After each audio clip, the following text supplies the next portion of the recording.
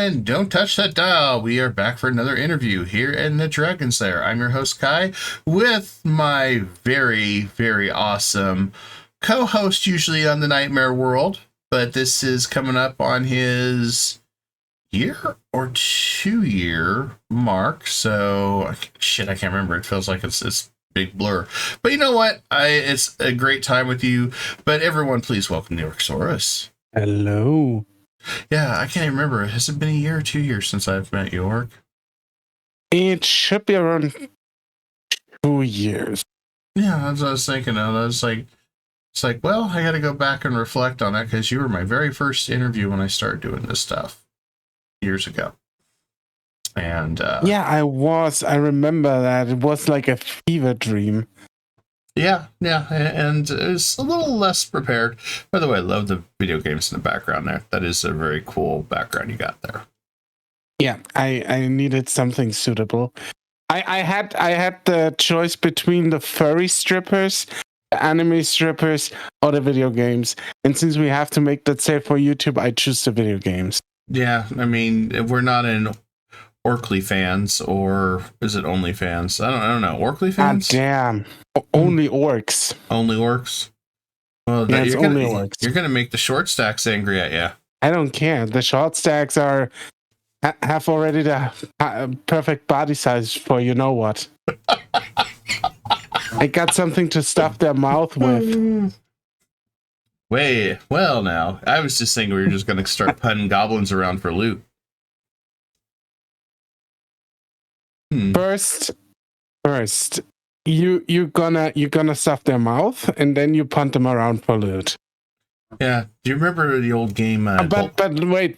Before we go on, is it lewd or loot? Loot. Well, probably both. Because I mean, in Golden Axe, you kick Kenders in the ass, and they drop loot. I think it was Kenders. Yeah. Yeah. So I mean, you're just kicking the goblins in the butt, and they drop loot. And in like Diablo 4, or is it Diablo 4 or 3? There's loot goblins where you they run around with bags. So I mean, that seems pretty normal. Although I'm sure some goblins out there might not like us making fun of them. But you know what? Guess what? I have a giant orc next to me. He's my bodyguard. Yeah, you shouldn't be too afraid. Well, I'm sure he got uses for that mechanical arm. Yeah, the hydraulic masturbates really well if I put it on high pressure. Yeah, that sounds about right. Sounds about right. All right, so orcs. Since we last did this, we still got to go through the whole process of tormenting you. But how long have you been content creating? And has it been VTubing only, or have you did content creation outside VTubing? So, this is a very good question. I do not really remember all that much when I think it was in October. I remember that. It was shortly after my birthday. Because I got my microphone for my birthday, but I don't remember if it was 2018 or 2019. What type of mic did you get? I got a Yeti. That seems like the entry level microphone. Hell, I've had one. That thing's lasted 3 years. Yeah, it is. It is the absolute entry microphone. It is a very good microphone. And if you don't go for an XLR setup from the get-go, you can either take that, a quad mic, or a wavelink. A Wave 3. Those are like the 3 best entry mics from what I've heard. So did you start out as VTubing right away, or how did you get started in your content career? So I remember actually joining Mixer and saying, look, I want to do this. I want to do this for myself. I've always wanted or meant to make YouTube videos, but I never really was confident enough to do them. And I joined Mixer because I didn't really want to go on Twitch. And first it was cameraless. But my motive has been an orc from the start. I've also never changed his name. It's always been Orcosaurus or the Orcosaurus. Never been anything else. And it was more or less relatively quickly Vtubing because there was only two choices. Either I put on a mask because I never wanted to show my face in front of a camera, or I do Vtubing. I didn't know about Vtubing back then. So I was actually in the process of ordering a mask for the streams. But then a friend of mine, or a former friend of mine who I lost touch with, showed me a program that was called Facecam. And they had a download for an orc. So I took that. And that was my first orc model, the Facecam orc model. When you said that, the first thing I thought on my mind when you said mask is you're going to get one of those luchador masks. No, they were legit like orc masks. Uh-huh. And so true costume, not just one of those yeah. that goes right around your face, like you're ready to do some WWE or something. Like a real orc mask with tusks and everything. So definitely no paper bag that you used a green marker on and cut ice out. And... No. It was either, like I said, a mask or a VTuber orc, essentially. And it's been a, fun thing. Yeah. So you could say I've been VTubing from the onset of my career. Was there a reason why you wanted to stay hidden? I just didn't feel like putting out my face. That's all. Yeah, I can understand that. It's just they don't really invent anything for like cooking and gardening to do that. I mean, maybe technology's changed somewhat, but I was like, you know what? Whatever. I don't care. Have my face out there. Yeah, everyone is different. I don't particularly care for it. I mean, if it leaked, I wouldn't throw a fit or anything. I would just not address it. Personally, I don't see the point in putting my face out there. I think VTuber branding is stronger anyways from a business perspective, but has less reach. I think you're absolutely correct on that. I think your orc model is your branding, which is powerful. But as per one of the other interviews that I was discussing with, YouTube or Vtubing does not have quite the reach. I mean, you have a few outliers like Iron Mouse being on Times Square billboard or Gagara on the Dodgers board, but those are very far and few. You're going to hear your Kai Sinets, you're going to hear your iShow Speed, not meat, damn it. You did it! You did the thing! I know. Damn it. I you know, ever since he did that and then begged YouTube for forgiveness and that got catchy with Roblox and everything and made him angry, I have not been able to say that name so easily anymore. But, well, anyway, regardless, it's like, well, you know, those are household names now. I mean, the Paul brothers, whether you like or hate them, those are YouTuber names at that point. But I'm gonna be honest. Yes, they were, but I don't consider them YouTubers anymore. No, they're not. Both Paul brothers went on to do other things. I mean, I think Logan still does his podcast once in a while, but both went on to be, to a lesser extent, sports personalities. Mainstream, really. I think Logan is more honest about it, being a wrestler. I think Paul is, or Jake is more the one that is quite very dishonest about his career in boxing. But that's a different story for a different day. VTubing, people posing as VTubers. How do you feel about that? can you give me an example of what you mean by posing? The CEO of VTubing, Twitch going onto the VTuber awards as a VTuber character instead of himself, or Kai Cenat going on Iron Mouse's stream as a VTuber model. I do think that the Kai Cenat thing was kind of cute, because it was more or less something he did for Mousy, and we all know Mousy is our heroine. And by heroin, I don't mean like the thing that you inject in your arm. I mean the thing that's the hero. But DJ, what's his face? DJ Wheat, Clancy, whatever. Going on the VTuber Awards as a VTuber was full on mega cringe. It cringed so hard the cringe meter broke.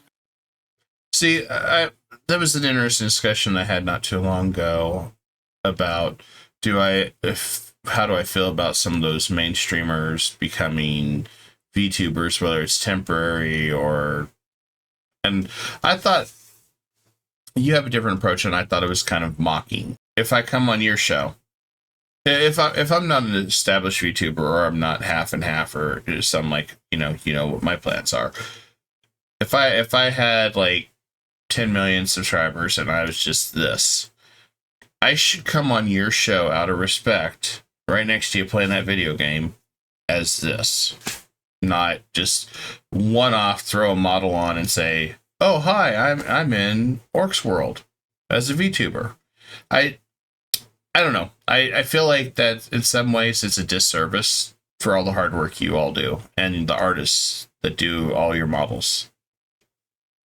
I mean, kind of yes. You could see it that way. I think you're specifically referring here to the Kai Cenat thing. Or the CEO guy, yeah.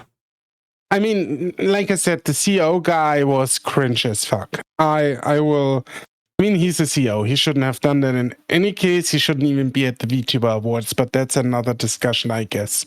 Because I fully believe still Twitch hates VTubers, and that was such a performative act. I fucking hated that for so many reasons. I do think that it depends on intention. And how, even as a one-off, what's the intention behind it? We don't obviously know the intention behind a lot of things people do, but I like to be probably more charitable than other people in certain instances.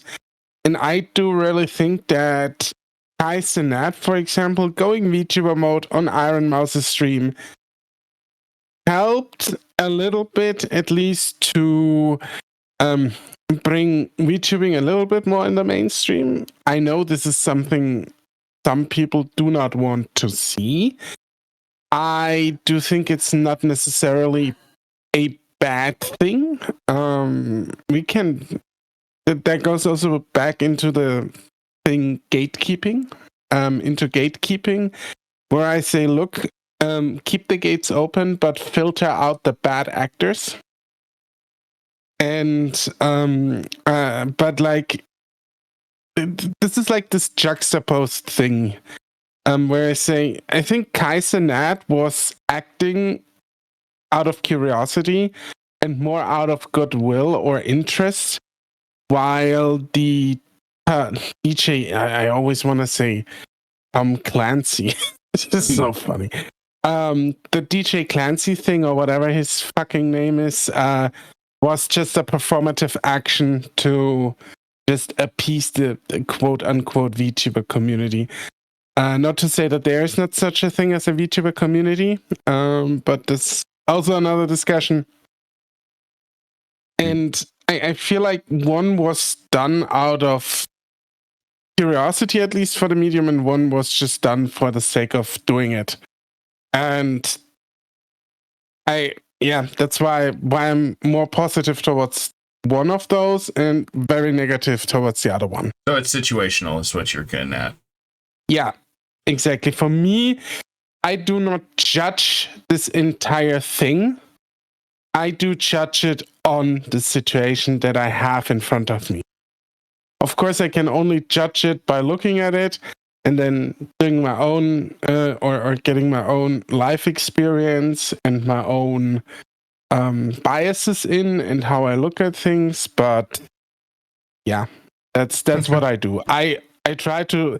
That's what I do with people too. Like I try to judge everyone on their own merit. I never try to like judge an entire group of people. For example, it's not who I am.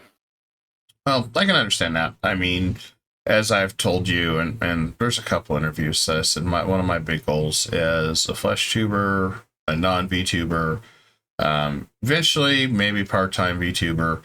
Try to bridge the gap between creators, because there's been a lot of bad actors that have ruined the bridge, but that's on both sides of the fence. You have a lot of people that are biased and refuse to work with non-Vtubers. You have people that refuse to work with Vtubers, and or everybody, each side thinks each other's a bunch of weirdos, and there's weirdos on all sides. I'm not going to lie on that, but I feel like you can work with your fellow creators regardless in what form of medium. I will agree with that, definitely. As you can see by me coming constantly onto your stream every Saturday. Yeah, and when I get the chance on a Friday, come crash your stream, you know? And exactly. The big thing is with, like, for me, has always been to respect your secrecy and respect your character. If you don't respect the art and the character, that creates a really bad stigma, in my opinion, because a lot of people have attached themselves to you, the orc, or let's use an example, Pipkin Pippa. They've attached her to that rabbit. For her world, she is literally the rabbit and always will be the rabbit. Somebody tries to destroy that, like we've talked about, like the Camelot thing, you're going to get a lot of angry people. And eventually, then VTubers can be like, well, this is what you get when you interact with non-VTubers. That's not all of us. And that's what I worry about and want to continue to bridge that gap, because there is, like we have done, we work together all the time. And I want to continue to see that. But I think there's also something that you do, a lot of others don't. You go in and you want to learn, you want to understand the medium of VTubing because you also have an obvious interest in it. I know you just or mainly exclusively only watch VTubers when you're off and not streaming yourself. We talked about this, I remember. That's true, because a certain lawyer decided to want to build snowmen, so I stopped watching him, and then a couple others I watch here and there, but after that, yeah, their VTubing was really more entertaining. Realistically, there was nothing. I mean, there's a few out there, but like I've tried to watch what some of these guys do, and this literally they sit there and just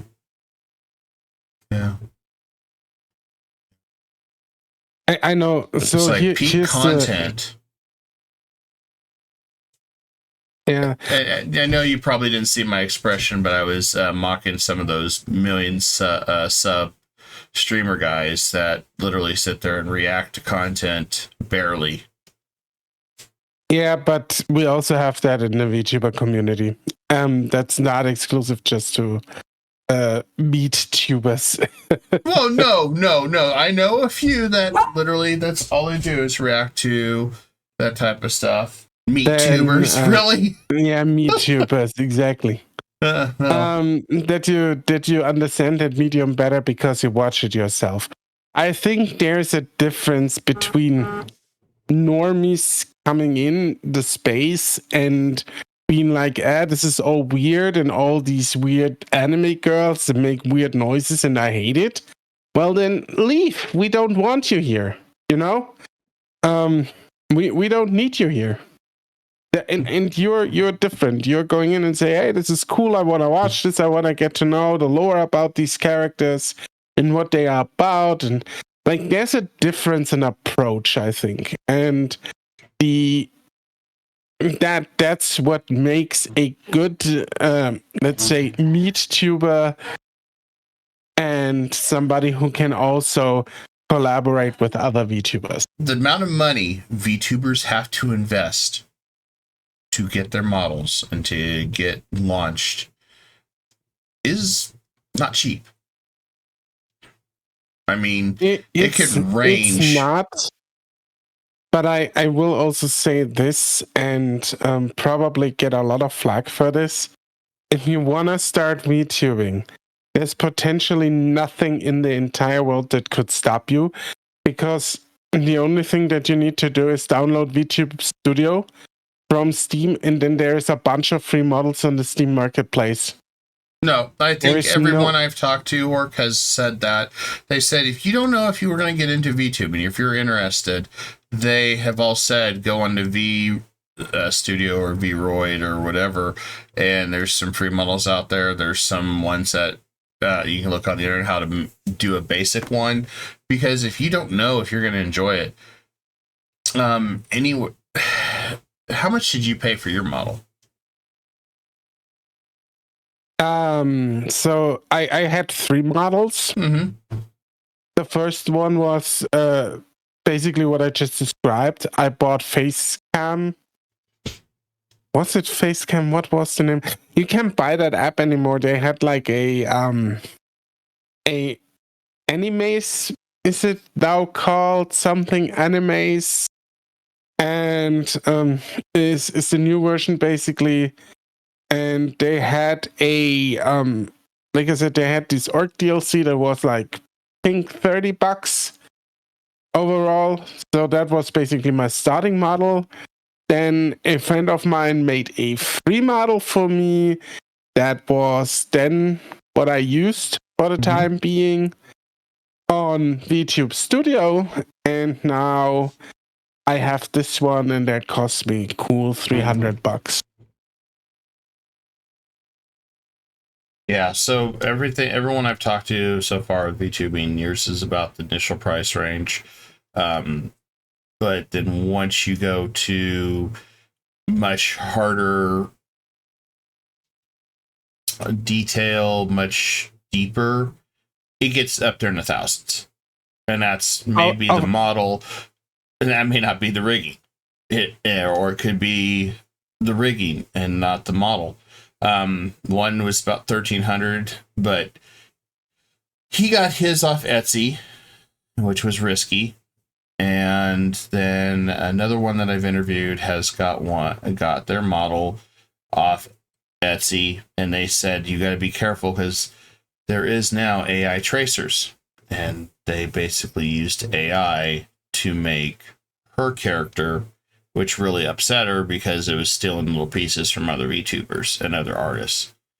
And then, of course, you got the ones that do it entirely themselves, which blows my freaking mind. There is a VTuber I watch. He's called Dead Antro. He's on Twitch.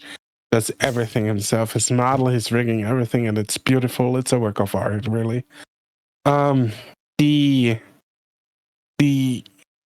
mean, I probably could learn it in a few years' times, but I don't really have the capability to do it myself, so I try to carefully select who makes my models, if that makes sense.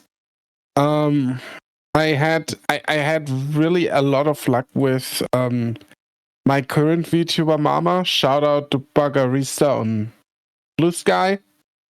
She is amazing. Unfortunately, she doesn't really do VTuber models anymore because she is doing college now, I think, or something like that. So yeah, if I wanted add-ons, I need to go to someone else, and I don't know if that makes a lot of sense. Yeah, it does. Absolutely sounds like kind of a pain in the ass too at sometimes. Yeah, it's. I mean, VTubing, like, you just have to have your artist, like what happened to me, quote unquote, quit. Yeah. There is essentially nothing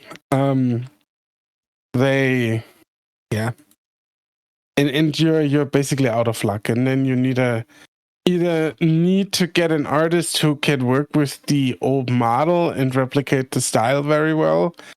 If you need additional stuff, or if you need changes to the model, or if you need anything really for it, or you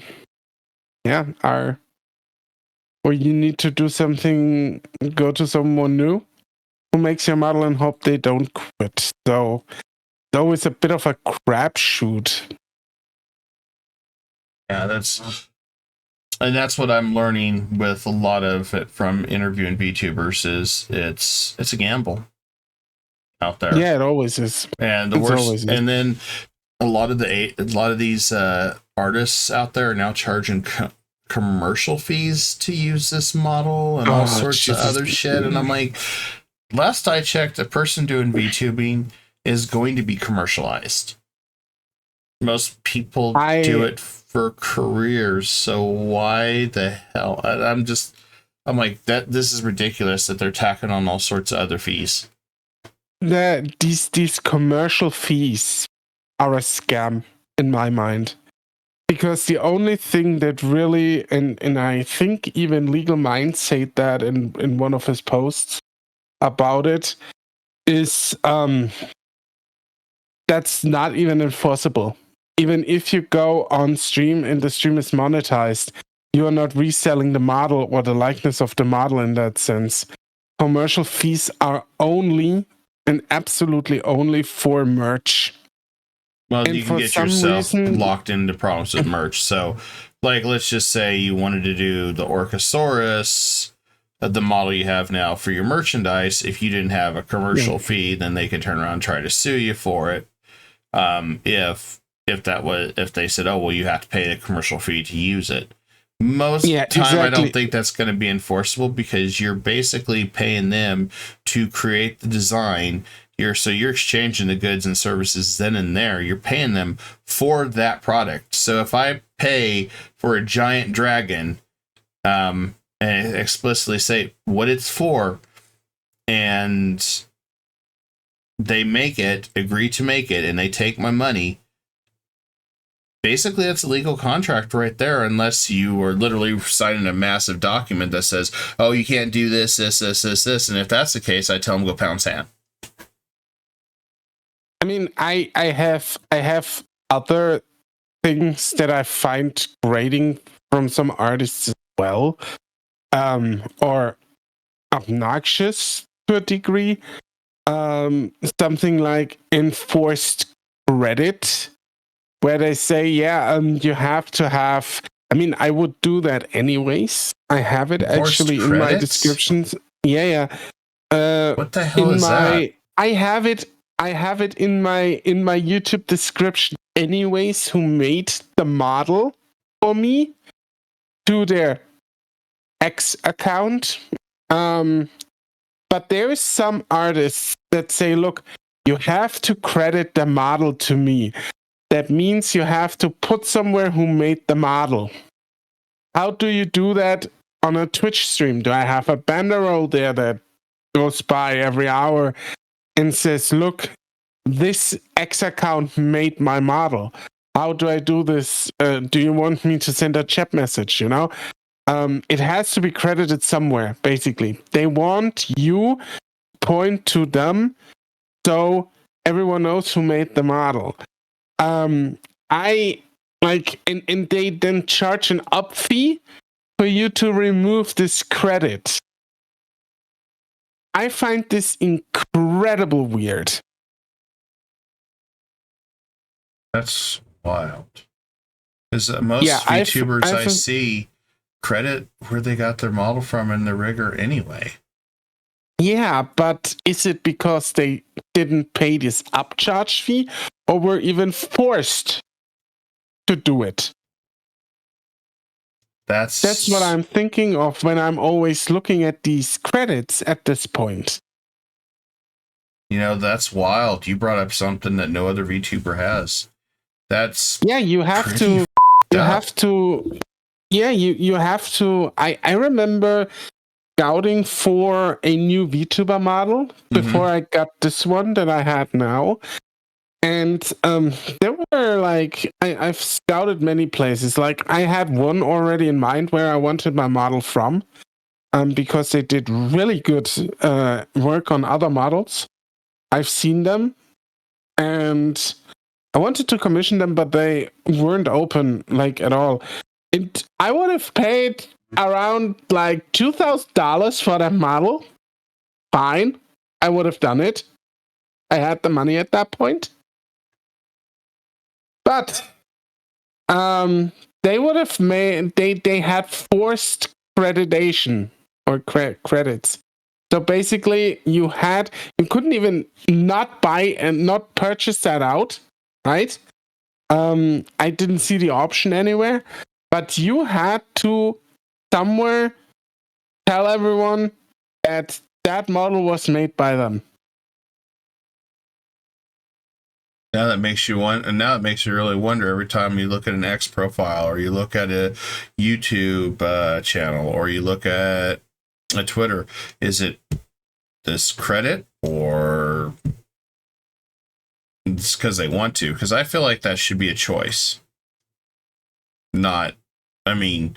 Shouldn't be an option. I mean, it should be an option, but it shouldn't be a mandatory thing. I've seen that. And that's something that I find just as weird as the commercial fees. As the commercial fees, exactly. You brought up something that a lot of people probably don't know about, especially if they've watched the prior interviews.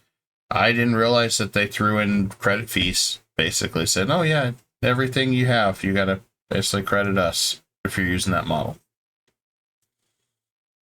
That's how it is. That blows my mind. So you're paying usually an absorbed amount of money for these models, yet you still have to do certain things with it. That's insane. Yep. If I'm spending $3,000 for a model, I should be able to do what the hell I want with it. Yep. If I want to go on OnlyFans and have a foot fetish, I should be able to. No. Without, that's just crazy. But yeah, I do remember that. I do remember that legality issues with Project Melody at that one point where she got popular, and then that artist came back and was trying to profit off of her and trying to, what was it? Basically say, oh, well, I made this character. You can't do this without my consent or some crap. Because she got so popular and was trying to get all his other models popular. This was a couple years ago. I think that was before she was in VShojo. Could be. Don't know about that. I just know about the Fillion incident, but that was kind of warranted that she got shit for that. Yeah, that one's a free model that you just take. You've never really spent a dime on a VTuber model. I know that's probably going to be a really hot take, but I think if you take a free model off 3D or whatever and you're using it, you should not own that. There should not be merchandise of it. That's not your branding. I know she worked something out with them, but I feel like that was still some cheap ass, especially considering how many viewerships she has, how many subs she has, how popular she is. She could have afforded to have her own cat girl model. I'm gonna be honest. I don't think that was malicious of her. I'd say it was. I think it's lazy. No. I will agree. It's completely lazy, and I don't want to like run defense here for her. I'm just saying in her case, I do think she just was either lazy or stupid. Or both. I mean, and I'm not saying she's a bad creator. I'm not saying that, but I'm saying to use the model and have that kind of capital you have today, there is no reason why you could not have finally got an actual VTuber 3D model to do all the stuff you do. That's where I'm coming at. I could see if you're just starting out and you're maybe only a few thousand, but once you look at her between her YouTube and her Twitch and how much she's making off that, she could have easily afforded a 3D model to do what she wanted. Totally. Like this is the thing, and this is what I was also getting at, because this is the downside of using a free model. Obviously, you might start out with it really well, but you cannot really well, in the sense of likeness or whatever, monetize it. Yeah. Now she loses that. Everybody relates to the cat girl she has from the free software, but still, in my opinion, people would get used to it. I mean, think of how many comebacks everybody's had. So let's look at Ame, who became a new character that's even more popular than Ame. It happens. You can rebrand.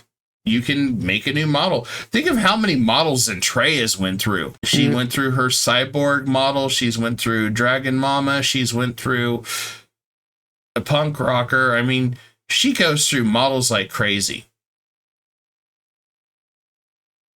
I mean, people will attach themselves to you and not just that character.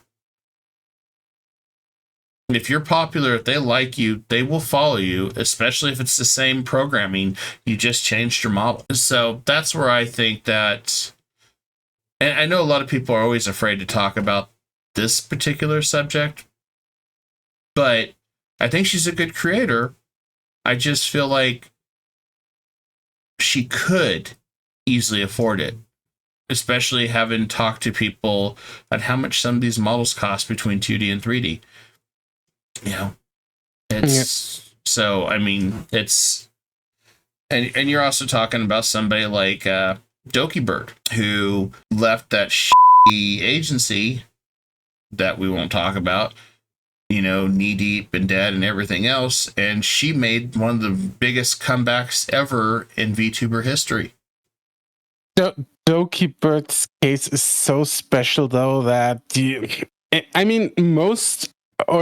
it can happen again. I don't want to say it will never happen again, but like she really was her exiting Nichi-san. She basically expedited the downfall of Nichi-san. Like Nichi has not been recovered since then. They are in free fall. Yeah, and you have to be careful what you talk about now, because apparently, and this is what I found out on my prior interview, Niji Sanji's really cracking down on everybody talking about him and trying to send him lawyer letters and stuff. They're desperate. I'm not afraid of them. No, I'm just saying. I was bringing that up because I'm like, wow, you guys are in such desperation for damage control. You're going to go after anybody that talks about you now. It's like, but if it's true, how are you gonna win that battle? I mean, nobody's really defaming them. It's just, oh, hey, this happened.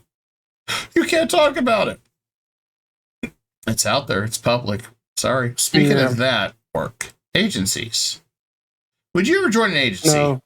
No. I didn't even get to ask the question. You're like, no.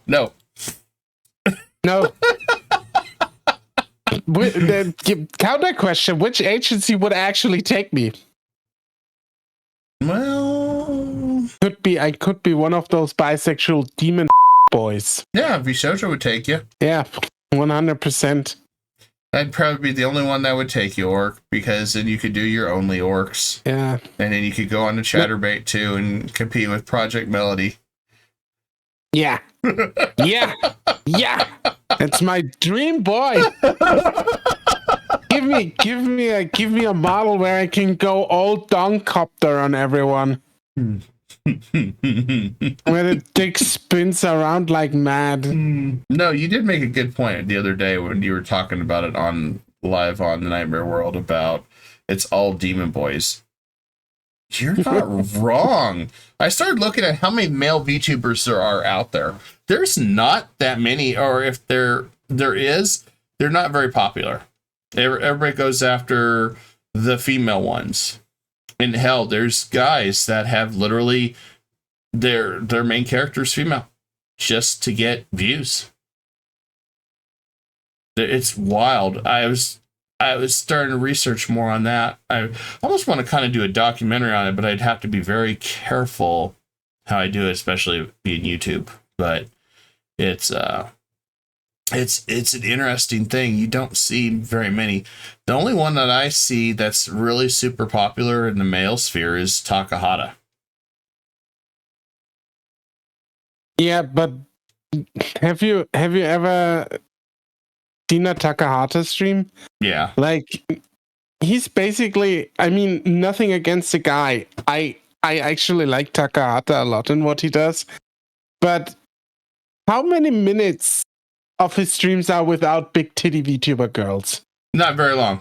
It's always got females on there. See? Why do you think he's popular? Because because his Worry 101 always has big titty elves or something on his stream. He has always a big titty VTuber girl on. Takahata, I know you will never listen to this, but in case you do, I'm sorry, I love you. But we all know why you're successful.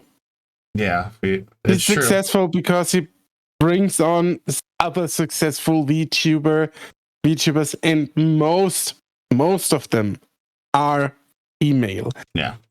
The only other one from on top of my head that I've seen who's pretty successful or is rising through the ranks relatively quickly is this is Goblin. Is his name, I think.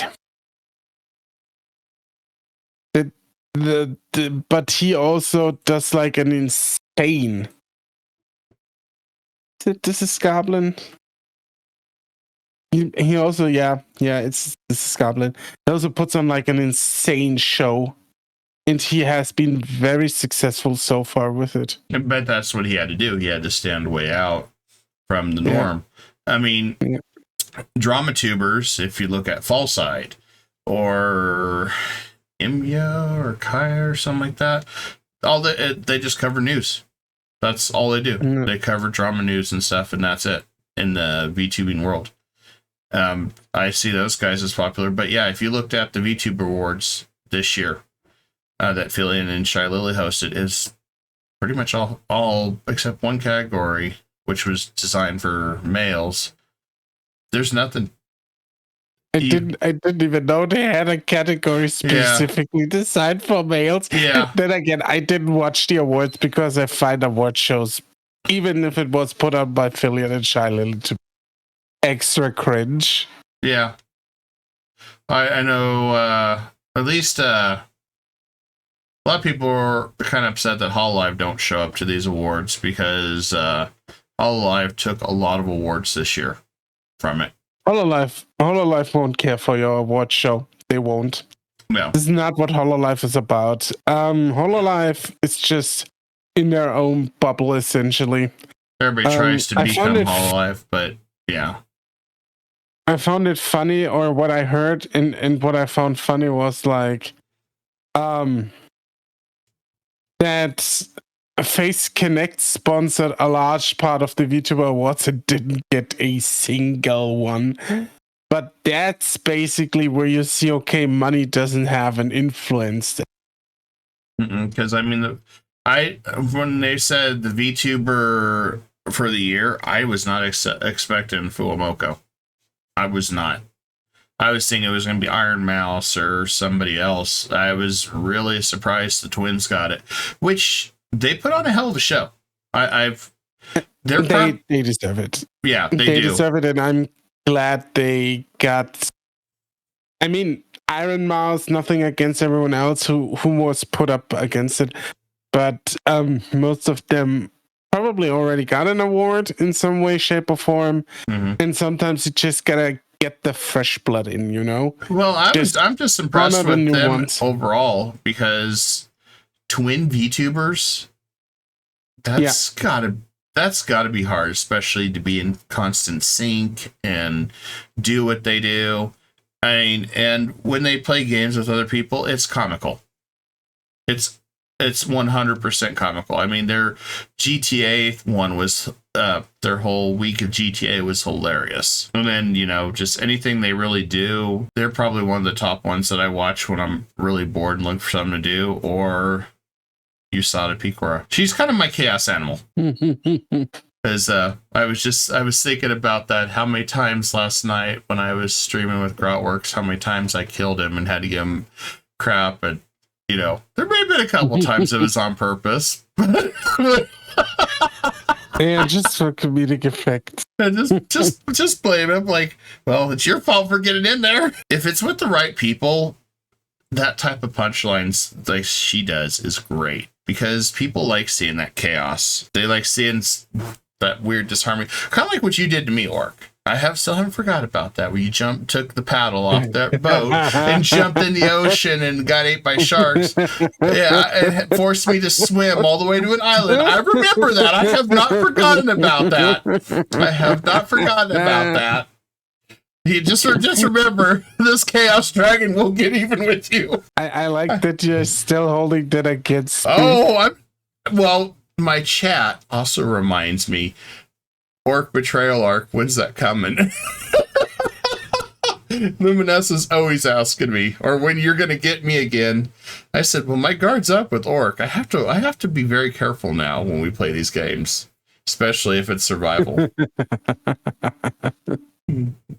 Yeah. The next question we're going to ask on this, we're changing a little bit of gears here. I know we've kind of been talking everywhere, but we've had some good discussions, but I want to talk about you now a little bit more. So your content creation journey, did you expect to grow this fast and get monetized, or what did it feel like when you finally got through all this? So the journey itself has been going on since 2020 or since 2019 at least. So you have to be more specific. I guess you're referring to YouTube, right? Yeah. No. I was full on prepared that YouTube would take years to even get to where I'm at now. You've succeeded where a lot of people haven't, A lot of YouTubers, content creators quit before they see that 1,000 or before they get monetized. I will say, though, I don't know where this got picked up or who shared it. Somebody had to share it. I don't know. There's a huge spike in there. I wish I could show the graph on screen. But the Polydog Patrol video. That was your banger. Yeah, that one did f***ing numbers and it didn't stop. Like, it did really well initially. And then it kind of plateaued for a few months. And then I don't know what happened. I don't know. Somebody had to have shared it in the right place. And then it just took f***ing off and never stopped. And that's all it takes sometimes is one of those. That's one of the things that we always hope for when it comes to content creation, is just that one video that just launches it. And you know, you need more of them than one, but that really was impressive. I mean, when I saw, I'm still flabbergasted on how you managed to pull it off. I've never seen that. I mean, granted, the most I've seen is a 10,000 view video on 2 on the gardening and 1 on my other channel. I have not seen that. Beyond that, it's wild in my opinion. Yeah. I don't know how I pulled it off either. Like, I don't even think the video is that great, honestly.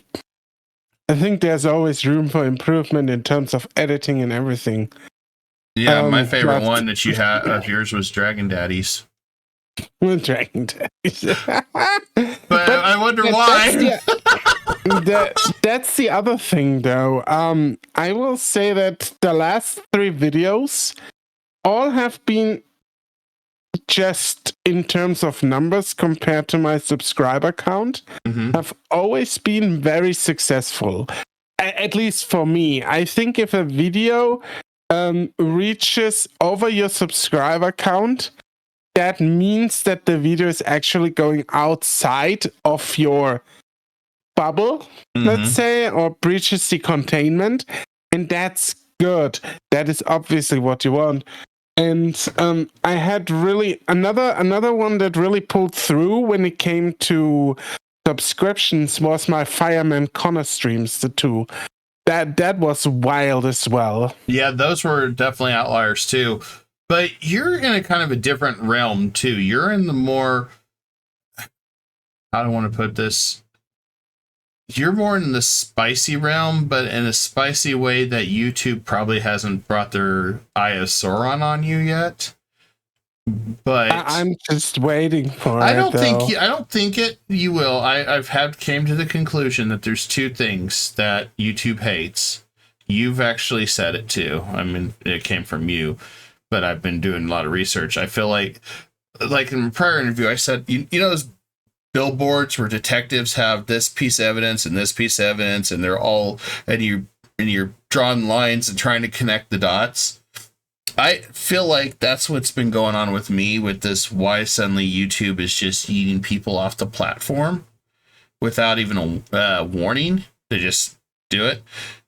I suspect it's the attire and like the boobs and stuff that a lot of the female VTubers are starting to have. Not just the ASMR. ASMR has always been one of those things that they've hated. That'll get you yeeted right off. And I got to thinking about that more, that I think yours is very much tame and right on the line, whereas others have really kind of stepped over that, especially the female VTubers with the wardrobe and stuff like that. I've got to thinking about that quite a bit. So I think your stuff, as long as, you know, you don't go too overboard, I think you'll be fine. I mean, there's another content creator out there, Sazeth, that does reviews. He's played some spicy games for a review, and he's still very popular on YouTube. So I think what you're doing is great, and I don't think you have anything to worry about. Unless they change the rules. I think it kind of depends how you present it. I don't think necessarily you cannot talk about sexy stuff on YouTube. It depends a little bit how you do it. I mean, if you talk about like, oh God, Dragon Daddy, yeah, and then moan like a fucking lunatic into the microphone, YouTube will obviously see that you do maybe things that are not that great for their brand. And yeah, like I said, it's part of presentation and how you do that. I mean, I talk openly about in the Dragon Daddy video actually how much I like Lothran and his quote unquote root. And I also admire kind of like his form, but I never do it in such a way I think that it will eat me off the platform. I mean, I'm teetering the line still, but oh yeah, like the other day you were talking about Demon Boys, you know, with the powder cannons on my stream. Yeah, I was like, I kind of give you a look like, oh my God, but then I'm like, I've seen people say stuff like worse than or like that, and it's like, well, you know, I do think you're a little bit too worried sometimes about that. Well, yeah, and part of the reason why, and this is the thing that I understand it, but I also think you're sometimes a little bit too worried. Well, and here's my take on that, and maybe you haven't been phased too much by it, but with the ever-changing rules and the changing guidelines with YouTube, or, you know, for a while you couldn't even swear, and then you could swear. And then, you couldn't say the hard word. It's like, you know, the F word and all that within the first 30 seconds. Or you couldn't have video game violence in the first 30 seconds of it, or all this crap. We have constantly been fighting changes on YouTube. And that's part of the thing that always gets me worried. I'm taking it you do not worry about all these changes on YouTube. or getting yeeted? I kind of do. And it sometimes puts me in a dark place because, whereas if everything you build just gets snuffed out with a Thanos snap because YouTube just felt like it, that's scary. But on the other hand, I don't think too hard about it because I feel like if I think really way too hard about it, it would put me in even a shittier spot or in a shittier place. Mm-hmm. And I don't think that's a good idea because your brain will just not or will just make you miserable at some point. Yeah, and YouTube has this thing, they want you to be your authentic self and all that. They want you to be what they deem is authentic. They don't want, and that's the argument. That's the hard selling point is you have to skate the line. Granted, we've seen naked yoga. We've seen grifters in the griftosphere that do way worse stuff than we could ever imagine to do work. And it's like, well, they're still here in business. But the problem, I think the big issue that I have is with everything being operated by AI and you don't have really anybody to give your accounts a glance over, or you don't have a real fighting chance unless you get lawyers. That's the part that's always the one that seems to suck, because I think YouTube's became too automated for all this stuff. Yeah, it's YouTube is too automated. That's probably the biggest thing. Because and then obviously another issue is YouTube hires people from different countries all over the world, right? And to moderate their platform, they just don't have this AI moderation. They also have human moderation, but on a higher level, right? And if the AI catches something and maybe you are in luck and people look over you when you dispute the takedown, right? Then it's like that. Maybe people look over it and imagine somebody from, I don't know, Saudi Arabia looking over my content. How fast do you think they are taking that down? Very fast, like lightning speed. Yeah, exactly. Whereas if it's somebody in your homeland where they're a lot more open, yeah, you're going to be fine. And of course, in America, it's like rolling the dice, because at this point, you don't know what the hell you're going to get in America. I don't think YouTube would hire somebody from America to do that. I don't think so. I don't think so either. I think there are a lot in the Philippines. That's what I read last, and I think the Philippines are not friendly towards my people. To put it that way. No. Of course, there are people also like me there, but I do think they are less friendly towards my kind. Yeah, more prudish. Is the best way to say more prudish. Yeah, and this is why I also think that more loot content that is still within the guidelines might get monetized, but is still within the guidelines, right? I think that's why this gambling gets taken down a lot. I think you're rolling the dice on it more, especially when I've seen with all these female VTubers. The only one that was a different scenario, but she had to get a lawyer, was Iron Mouse. Iron Mouse, yeah, that was a special case because Mousy was harassed by somebody via false copyrights or copyright strikes, I think, or claims. Yeah, basically this individual was striking all her channels, forcing her to try to give her name, location, everything, because of the broken system in YouTube. Yeah, when it comes to copyright, which one day I hope they fix that, because I feel like the person that's trying to make the claim should have to give their full location, their full information, if I, as a creator, have to do the same. That way, I can send them a direct legal letter and say, you're in violation. For me, you're in violation. Continue. be able to send them an immediate letter with a lawyer and say you're in violation. Also, because I've had to disclaim my name, should you ever leak this information out, you will be liable for any damages because you committed fraud. I don't think I don't know if it works that way, but I'm also not a lawyer. The thing I'm more it would be criminal because they're committing fraud. So I have the right then to prosecute him for fraud. The case why I'm especially concerned about the case with Mousy is we all know that she suffers from immune deficiency syndrome, right? Mm-hmm. And imagine like this asshole getting her address and then people show up. It's life-threatening to her, just people being there. Yeah, that's even worse. It really is. Yeah, exactly. And that makes it so scary in her. Like, they don't even have to do anything. They could kill her still. Yeah.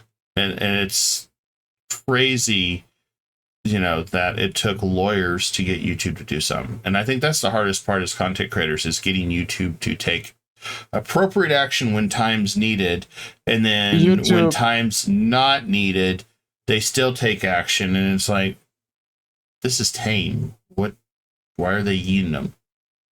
YouTube doesn't care about its content creators. No. They stopped caring around 2016, 2018, something along that line.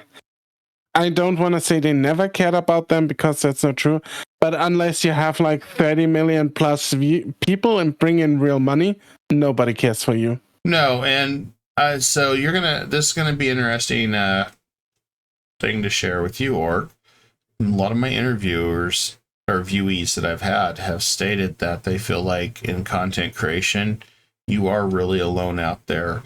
Even if you're really successful, Twitter, YouTube, all of them, or not Twitter, Twitch, all of them, they don't really support you. And you are left out there in the cold. And then when something goes wrong, you're still left out in the cold.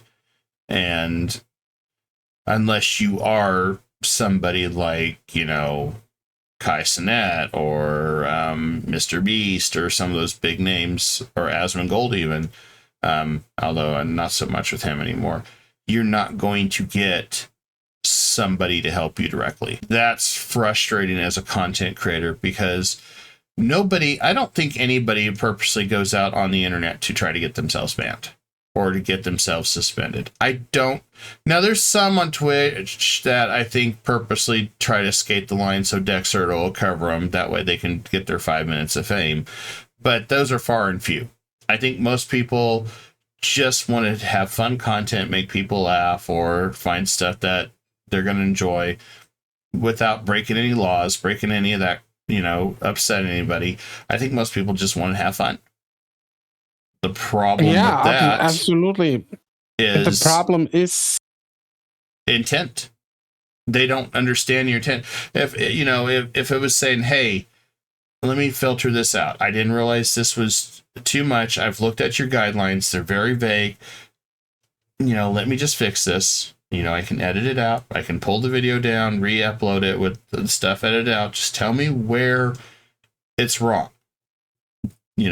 I don't think they'd have to waste their time striking people. I don't think they'd have to waste their time eating people. I don't think they'd have all these tickets on X for people asking for Team YouTube for help if they were just transparent and they worked with the creator instead of saying, well, you're out of here, slugger. See ya. I mean, if YouTube had just told, say, Conville, look, we don't want ASMR here. You're welcome to have your other channels here for your VODs and stuff, but we don't want ASMR. Just be honest about it. I don't think YouTube wants to be honest about it. No, I don't think they do. Here's the thing.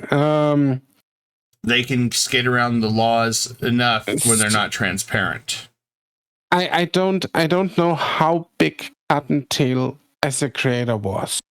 She's pretty good size.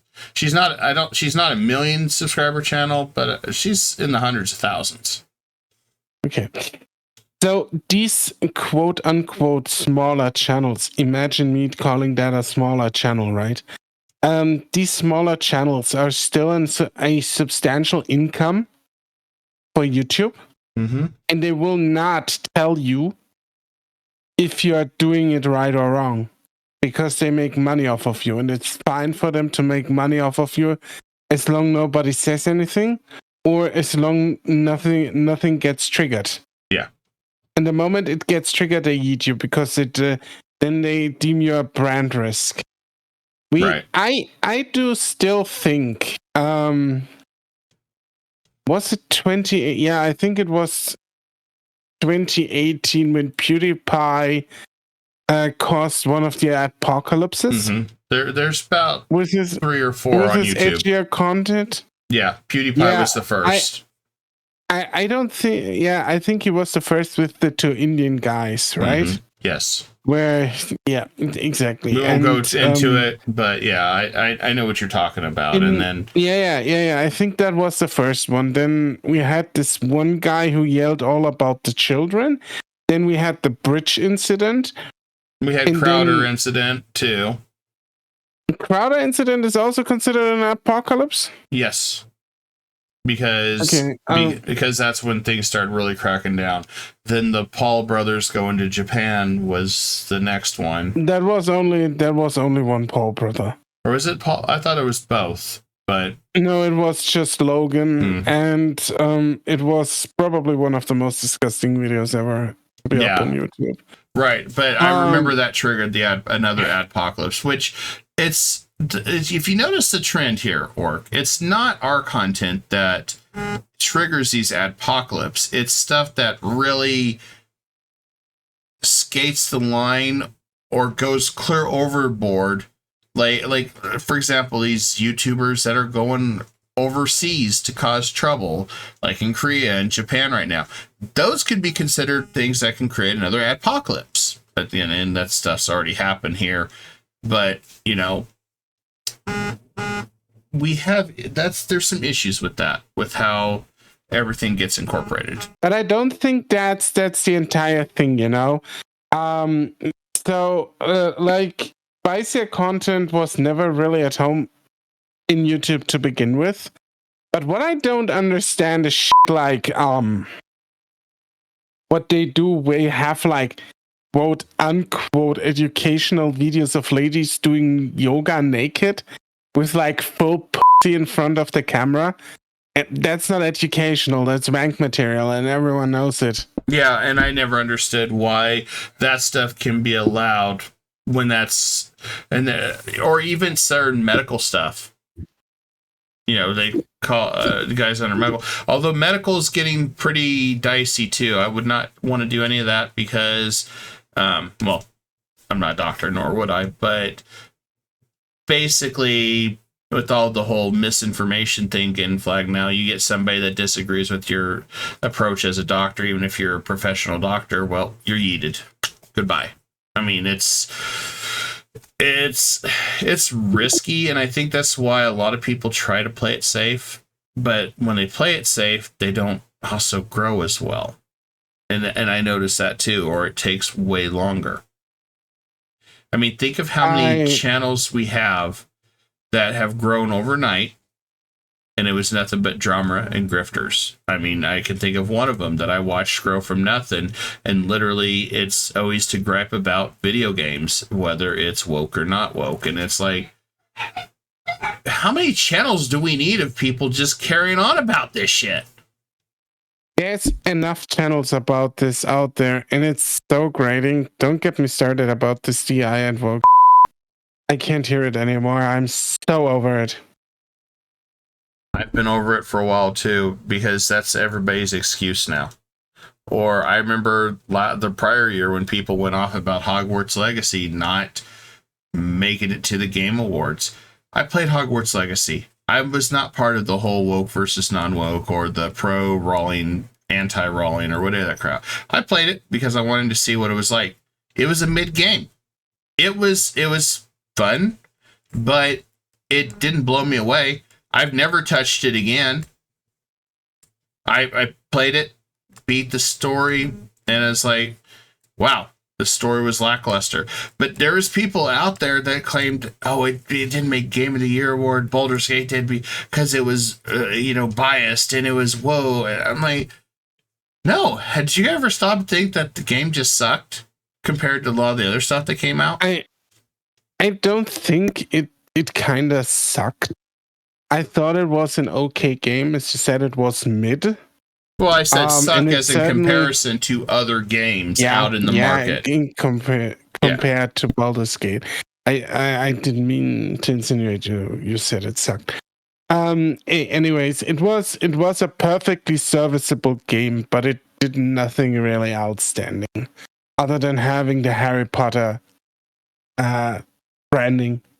I was saying it felt like a Batman game a little bit, but once like, how many trolls do you fight that's literally the same action, same combination, and there might be a little bit of variation, or the bad guys might be a slight variation before it's literally all the same stuff over and over, and then your actions didn't matter in what you did. You could be an asshole, you could be a bad guy, but really nothing changed. It was like, well, what was the point? It was just. I mean, it was just an open world game. I feel most of the open world games I play, I feel very indifferent about at the end. Like the only one, but that's also an interesting world to explore because I have like a bit of an hard on for the post-apocalyptic stuff. So Stalker 2 is a lot of fun for me. I don't know about. See, I like the open world games where your actions do shape and change things. Like Fallout Vegas was a great example of that. If you sided with the Legion, you watch stuff fall apart, and there was like tons of multiple endings to it. And your actions really did make a difference because they'll go through every little area that you've been and see how it's impacted. Whether, the bandits took over this one town or the Legion wiped out people here. That was great because every playthrough was different and you could do something there. Hell, you could turn on everybody at that point and just be that raging lunatic. I mean, there's a lot of cool things you could do. And that's what I think open world should be about, not just this linear, oh, well, this is the same story, nothing really happens. Have a nice day. Yeah. Otherwise, just make it a linear game and call it a day. Yeah. I mean, it's the same thing really with Black Myth Wukong, though, this year, where a lot of people were just like rally crying for it to be Game of the Year, and in the end, it's the same case. It is a mid-open world game. Yeah, I remember that was a big hot topic too. I mean, if we are already talking about this, like this entire discourse of DI, wokeness, and whatnot, it started out, I feel like, from a genuine place because it's also something I do not want in my video games: forced representation. Mm-hmm. The forced is the keyword here, right? Or something like Dragon Age Railguard, where the writing is just obnoxious fucking shit of modern day buzzwords. Yes. No, I don't want that. I don't want to say nobody needs that, but I don't want that. So I stay away from these games. I'm glad there's people who talk about it to point it out, so I know, okay, this is reliable information, and I do not want that, right? But the entire discussion about all of this, it got so out of hand that I do not want to hear about it anymore. No, and the grifters, the grifters that did this, the whole mask has came off about them now too.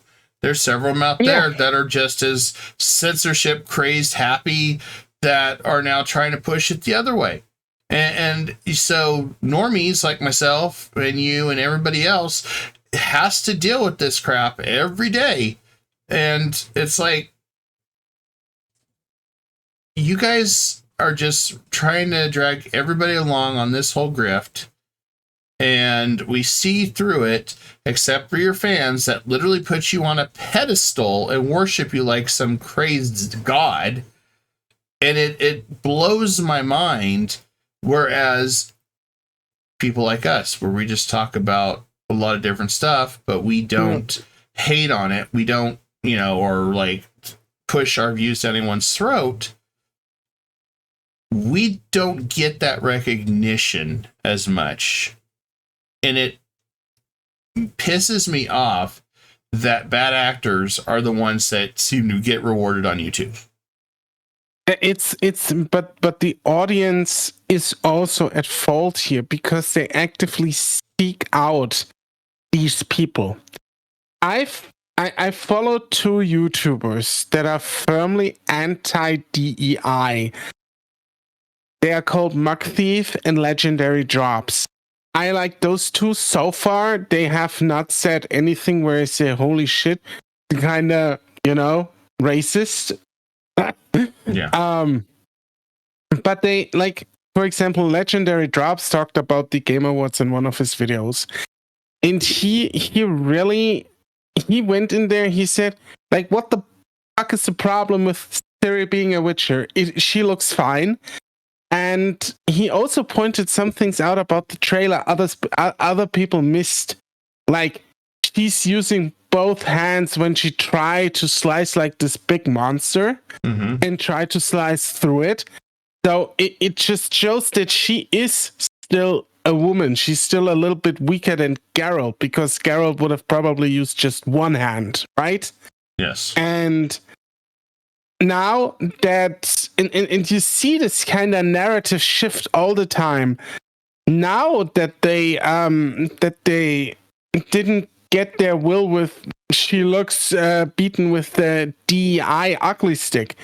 Now they change it to it's not lore accurate, or this is against lore, or this is against lore, and this detail is wrong. And they didn't consult Sapkowski. And they never consulted fucking Sapkowski on any of their games. Are you fucking idiotic? No. They bought the rights for 5,000 euros from that guy, and he locked them out of the room when they wanted to consult him. Now they suddenly are supposed to consult this guy? Are you fucking mad? What kind of fucking story are you spinning here? Yeah, it's literally trying to come up with the grift and trying to make shit up, because even I asked you, I said, am I blind, Orc? What's wrong with Siri? No. What is wrong? You're not blind. I'm like, am I losing my mind here? Because I'm like, she still looks attractive. She looks more grizzled, as in, because she's seen some shit, which happens to people, especially, she's a Witcher now.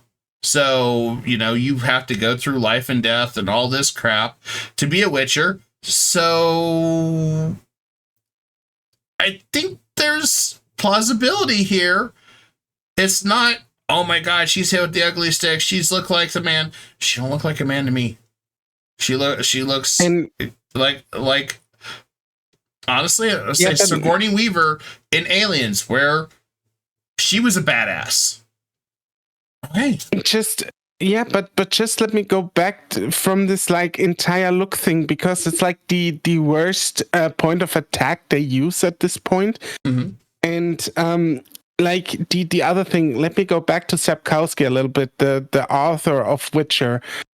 He hated video games all throughout his entire run on The Witcher while he wrote the books.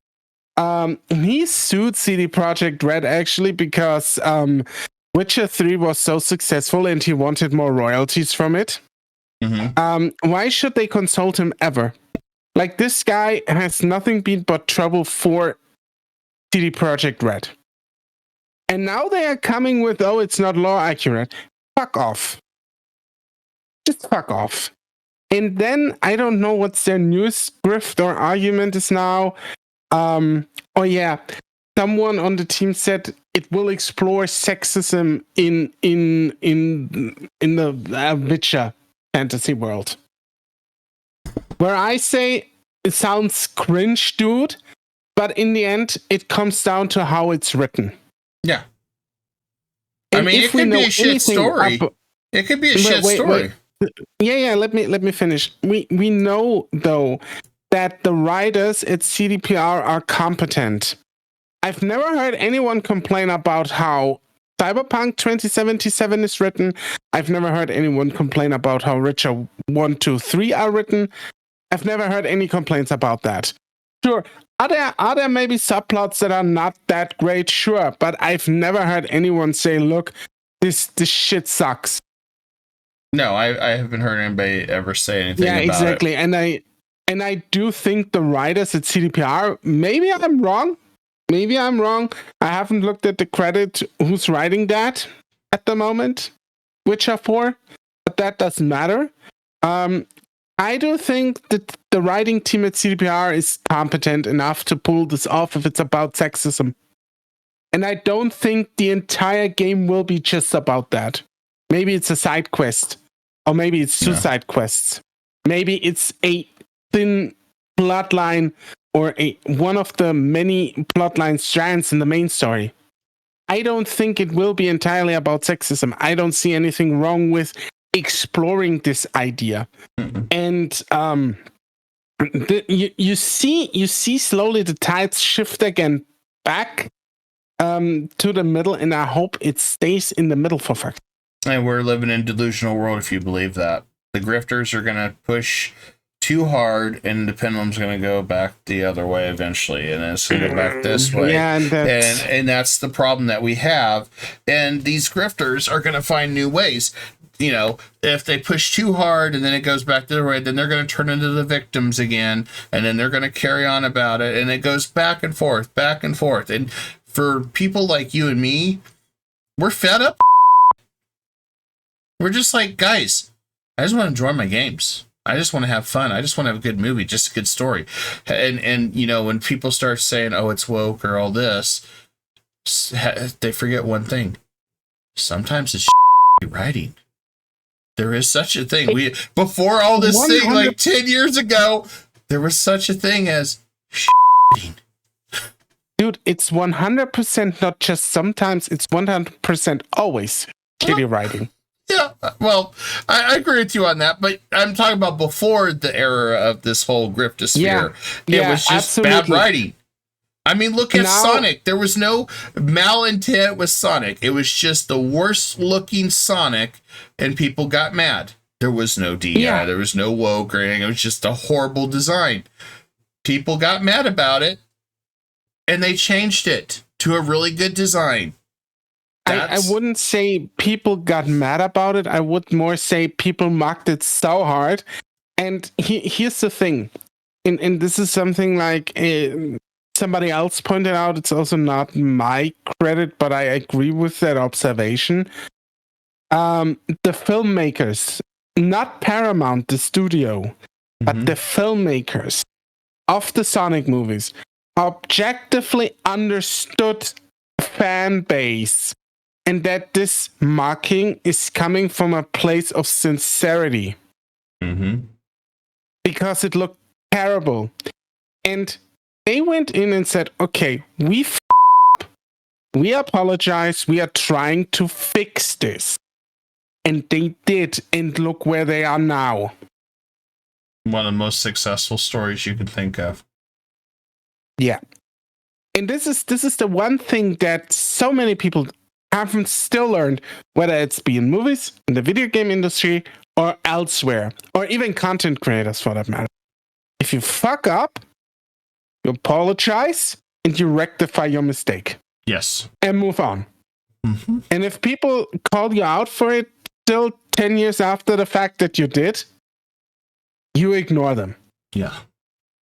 Why do you think PewDiePie, I mean, he's not that successful anymore. He doesn't also care anymore. Like, PewDiePie, even after he's got canceled twice, essentially, still is beloved to this day as a YouTuber.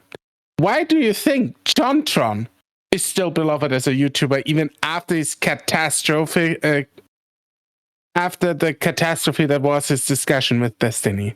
No. Because they did exactly that. They said, look, I fucked up. In case of JonTron, look, I fucked up. I was out of my depth. I shouldn't have said the things I said. I'm sorry. And then he moved on. And that's what you have to do. And that's what you have to do. The moment you try to make excuses and you just keep going on and on and on and on and on and on and on and on about it, that's when it just wears out. Yeah. And Always this does. this is I don't think I love, for example, I know I'm a big Markiplier fan. You basically know this too. I'm not aware if he ever had a big scandal, but if he had, It's not out there because yeah, it's been dealt with, you know. yeah, and that's the thing, you know. We all make mistakes, and the big thing is how we handle this. We need to handle it like an adult. Do not dwell on it. Like, just say I'm sorry. Make it from a sincere place, and then move on and do better. And then it's gonna be okay. When you're reflecting and looking ahead into 2025, so what is your biggest goals that you hope to achieve for content creation? I'm reaching 2,500 subscribers on my YouTube channel. What, you're not going to go for the moon and go 5,000? No, Really? I'm gonna leave it at realistic goals. Well, they could be realistic. I've seen a lot of people fly to 10,000, 20,000 in a year. Then it's even better. Yeah. If that happens. So you plan on multi-streaming at all? I tried it. My internet connection doesn't really want me to do that. Oh, yeah. That's one thing. At least I got better internet. Yeah, you probably got better healthcare, but hey, at least I got better internet. I gotta yell at my ISP. I think there's something wrong with my connection. Yeah. That's not good. Yep. Do you plan on doing any type of new models or anything in the works for 2025? Maybe. It seems like every VTuber every year has a new model. That's why I was wondering when you were upgrading. You gotta keep it fresh, you know? Yeah. That's the one thing I've noticed. Yeah, it's about every year a VTuber upgrades their model. It seems like. Yeah, I can't afford an upgrade every year though. Any other type of content you plan on getting yourself into? So I have this podcast channel here on YouTube that I've been doing for years now. And I'm gonna rebrand that to a TTRPG channel. And the first video is gonna be due in January. Very cool. And then I will do bi-weekly streams where I play TTRPG with friends. Like Baldur's Gate kind of thing? I mean, yeah, but like real pen and paper, like Dungeons and Dragons and shit. No, not just, you know, Baldur's Gate. That's boring. That's pretty wild. Yeah, I know. I'm a wild orc. You usually are. Do you plan on going on Twitch at all? Maybe with a new model. I don't know if I'm Twitch conform with the titties out. I don't know. Well, you don't show your bottom half, so I don't know. I have trousers on. And you've been on my show on Twitch, and I haven't heard anything. You'll never know. No? Maybe at one point again. I don't know, man. Any new spicy content or things planned in the works for 2025 that you want to do? I'm working on a bunch of videos. Not all of them are spicy, actually, because I also love horror and RPG. So there's coming stuff in that regard too. You mean I could get you in a game of Phasmophobia? I fucking hate Phasmophobia, but yeah, I'll play with you. Oh, well, you said you like horror games. I like real horror games, no bullshit like Phasmo. Oh, come on. Being chased to death by ghosts isn't fun? No. I'm not having fun with that. I'm sorry. Oh, are you more of the Dead by Daylight one? I fucking hate Dead by Daylight even more. I love you even more now. I hate Dead by Daylight. I think that is the dumbest game. I wish, the game that I really like, that I wish had not lost its license and had more traction and more updates because Friday the 13th. Yes, it was a freaking fun game that you could play with friends and have all sorts of fun memes and talking with, and it was a great, great game. Yeah, but like Friday the 13th is so far removed from a horror game that it just became a fucking meme game. I mean, nothing wrong with that, but it's certainly not a horror game. Like, never. I remember a skit where somebody was playing Jason as a door salesman. I'm here just to sell you some stuff and just chasing these people all over. Yeah, it's so funny, No, it's great. That was such a great game. Because the community made it a great game. Oh yeah, but that's just it. The community makes the games great. I mean, Dead by Daylight could be good if the community was good. Granted, I don't know. I have my issues with that one. I don't see how it's so popular, to be honest. I watched just the first one, and it did what it wanted to do really well. I will not contest the gameplay itself because the gameplay is actually good. Mm-hmm. I like the loop, but I can't play it. I just can't. I dislike the community a lot because it's extra toxic. Mm-hmm. Like, it's one of the most toxic communities out there. Oh yeah. And I've played Call of Duty in the early 2000s. So it is worse than Call of Duty in the early 2000s or Battlefield. Yeah. Do I know what toxic lobbies look like? Looking for love in all the wrong places, Orc. I was never a big multiplayer guy to begin with. Mm-hmm. Just my jam. Right. I like playing stuff like Green Hell or Stranded Deep. Those are like games I really like. I always wanted to play Divinity 2 Original Sin with other people. That was a good game to play. Very long, though. Yeah, exactly. I was about to say that only makes sense, though, if you have a dedicated punch who can show up on a weekly basis and do it. Yeah, we did. It took us over a year to finish it. And that was meeting together every Sunday to play about 5-6 hours. Yeah. And that's the thing about it. And you could do the same thing with Baldur's Gate 3. If everybody met for 5-6 hours on one day a week, you could beat it in a year. Yeah, you probably could, but like, I just don't bother with it because I just play it on my own then. Yeah. What's the point, Oh yeah, but I'm just saying. I like the idea of it, obviously, but I'm sometimes not a very social creature. Well, yeah, and you could stream it, or if you did a content creation even, you could do it, but you'd stream, if you wanted to get it done quick and over with, you'd probably have to stream about 10 hours a day for about 2 weeks. Yeah. To finish it with a group of people.